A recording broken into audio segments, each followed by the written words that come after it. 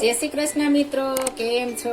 મજામાં ને? આજે આપણે બનાવીશું એકદમ સહેલી રીતના ચોખાની મમરી. આપણે વેફર પણ કહે છે ચોખાની, અને ચોખાના ગાંઠિયા પણ કહે છે. આપણે આખા વર્ષ માટે સ્ટોરેજ થાય એ રીતના બનાવીશું. એકદમ સહેલી, ન બાફવાની ઝંઝટ વગર ફટાફટ બની જાય તે રીતના હું તમને રીત બતાવીશ. આપણે ચોખાની મમરી બનાવવા માટે 1 બાઉલ આપણે ચોખાનો લોટ લીધો છે, અને તેને સામે આપણે 5 બાઉલ ગરમ પાણી કરવાનું છે, ઉકાળવાનું છે. આપણે ચોખા ઉપર આધારિત છે. અમુક ચોખા વધારે પાણી એકઠું કરે છે ને અમુક ઓછું કરે છે, એટલે આપણે 5 બાઉલ નાખી દેશું તો વધશે તો ચાલશે, પણ ઘટશે તો આપણે ઉપરથી નાખીશું તો વાર લાગશે. એટલા માટે આપણે થોડું વધારે ગરમ પાણી ઉકાળી લેશું. આપણે 1 બાઉલ લીધું છે, તો એને સામે 1 ચમચી આપણે નિમક લીધું છે, અને 1 ચમચી પાપડ ખાર આવે છે તે લીધો છે. એકદમ સહેલી રીતના. અને જો તમારે મસાલાવાળા કરવા હોય તો તમામાં ચીલી ફ્લેક્સ અને આખું જીરું ખાંડીને નાખી શકો છો, પણ હું પ્લેન કરું છું. આપણે આ કુકરમાં બનાવવાની છે, કોઈ બાફવાની ઝંઝટ વગર. મારી એક ટીપ ફોલો કરજો તો તમને ખ્યાલ આવે કે આપણે કઈ રીતના બનાવવી. મેં પહેલા જ 5 બાઉલ પાણી ગરમ મૂકી દીધું છું. હવે તેમાં આપણે નિમક નાખી દેશું, સ્વાદ પ્રમાણે નાખવાનું છે, અને પાપડ ખાર નાખી દેશું. આપણે આમાં એકદમ થોડો પાપડ ખાર જોશે તો પણ આપણે એકદમ પોચારું જેવા થશે. આપણે એકદમ સરસ પાકવા દેવાનું છે. 5 બાઉલ લીધા છે તો આપણે 4 બાઉલ થવા જોઈએ, એટલા માટે આપણે 5.5 બાઉલ લીધું હોય છે, તો આપણે પડ્યું રહેશે તો ચાલશે. એટલે આપણે 1 બાઉલ જેટલું બળવા દેશું. આપણે સરસ પાણી પાકી ગયું છે. હવે આપણે ગેસની ફ્લેમ ધીમી કરી દેશું, અને આપણે એક વેલણ વડે થોડું નાખતા જશું, મિક્સ કરતા જશું. એક સાથે નથી નાખવાના, એક સાથે હલાવવાની. આપણે એકદમ સ્પીડ રાખવાની છે, એટલે આપણે લમ્સ ન પડે.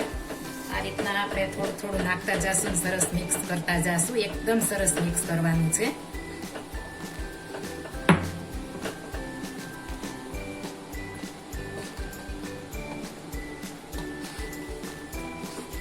બધો લોટ સમાઈ ગયો છે. એકદમ સરસ આપણે પ્લેન ખીચી કરવાની છે, એટલે આપણે એકદમ મસ્ત મમરી બને. આ રીતના બનાવો એટલે તમારે બાફવાની કશું ઝંઝટ નહીં રહે, એટલે એકદમ સરસ બનશે, અને તમારા લમ્સ પણ એક પણ નહીં રહે.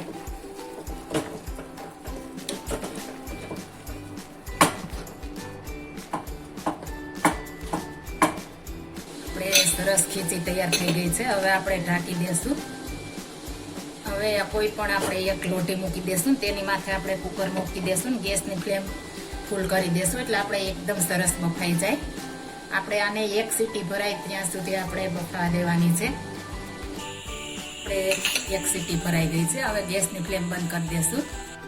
આપણે કુકરમાંથી પ્રેશર પૂરું થાય ત્યાં સુધીમાં આપણે આ એક પ્લાસ્ટિકની કોઈ પણ કોથળી લઈ લેવાની છે. તેમાં આપણે થોડું તેલ લગાવી લેશું. તમે આ મમરી 4-5 વર્ષ સુધી આમાં કાંઈ નથી થતું. આપણે આમાં તેલ આવતું જ નથી. આ તો આપણે 2 ટીપા એટલા માટે લગાવ્યું છે કે ચીપકે નહીં. આપણે એકદમ સરસ આ રીતના લગાવી લેવાનું છે, એટલે ચીપકે નહીં. ત્યારબાદ આપણે સંચામાં લગાડી દેવાનું છે. સંચામાં આ રીતના આપણે લગાડી દેશું, એકદમ સરસ. ચકરીમાં પણ આ રીતના લગાવી દેશું. આપણે ભાવનગરી ગાંઠિયાને બનાવીશું, એટલે આ રીતના પાડી લેશું. અને આપણે પટ્ટી ચકરી પણ આપણે પટ્ટા આવે છે તેની પણ પાડીએ. આ રીતના બંનેમાં પાડી શકીએ છીએ. હું આ રીતના પાડીશ. આપણે સરસ પ્રેશર નીકળી ગયું છે. આ રીતના આપણે સરસ પાકવા દેવાની. પાકશે એટલે એકદમ મસ્ત બની જશે, અને તેને આપણે મસળી લેશું. આપણે એક સંચાની આ રીતના કાઢતા જશું, મસળતા જશું, એટલે એકદમ સરસ આપણે ખીચી પાકી જાય. જેમ પાકેલી થશે તેમ આપણે મમરી મસ્ત બનશે. એકદમ સરસ આપણે મસળી લેવાની છે. આ રીતના આપણે સરસ મસળાઈ ગઈ છે. હવે આપણે સંચામાં ભરી લેશું. આપણે ચકરી ફિટ કરી દીધી છે. હવે આપણે ચમચી વડે ભરી લેશું. આપણે આટલી ઢીલી રાખવાની છે. જેમ ઢીલી હશે તેમાં તમારી મમરી એકદમ સોફ્ટ અને ફૂલશે. કડક આપણે નથી કરવાના. આ રીતના આપણે આટલી ઢીલી કરીશું એટલે સરસ આપણે મમરી બનશે. આખું મશીન ભરી લેશું.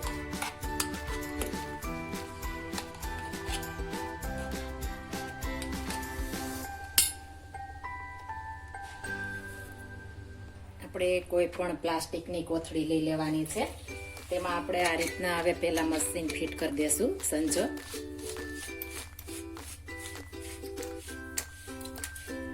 ને તેને આપણે આ રીતના ગોળ ગોળ ફેરવીને આપણે રાઉન્ડ શેપમાં કરીશું. જો તમે રાઉન્ડ શેપમાં ન કરવી હોય તો આપણે લાંબા પટ્ટા પણ કરી શકો છો. આ રીતના આપણે રાઉન્ડ શેપ કરી લેશું. રાઉન્ડમાં થઈ ગઈ છે. હવે આપણે સીધી પટ્ટી કરીશું. આપણે આ રીતના ત્રાસો સંજો રાખીને આપણે આ રીતના ચલાવતા જઈશું એટલે એકદમ સરસ આપણે પડશે.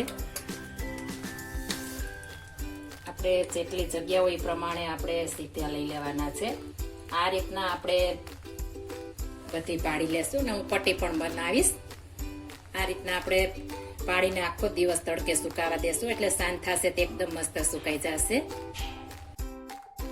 આપણે સરસ સુકાઈ ગઈ છે. આ રીતના આપણે સુકાવા દેવાની છે. આપણે ચકરી પણ મસ્ત સુકાઈ ગઈ છે. આપણે એકદમ સરસ સવારે બનાવી તેને આપણે સાંજ થતા સરસ સુકાઈ ગઈ છે. અત્યારે તડકો વધારે હોય છે એટલે ફટાફટ સુકાઈ જશે. હવે આને આપણે તળીને ટેસ્ટ કરીશું કે કેવી બને છે તે. આપણે તેલ ગરમ મૂકી દીધું છે. સરસ તેલ આવી ગયું છે. હવે આપણે મમરી તળી લેશું.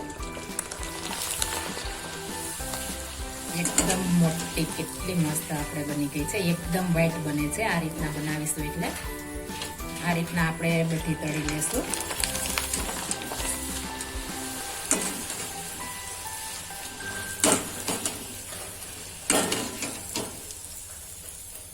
આપણે મસ્ત બધી તળાઈ ગઈ છે ને એકદમ પોચીરું જેવી થઈ છે.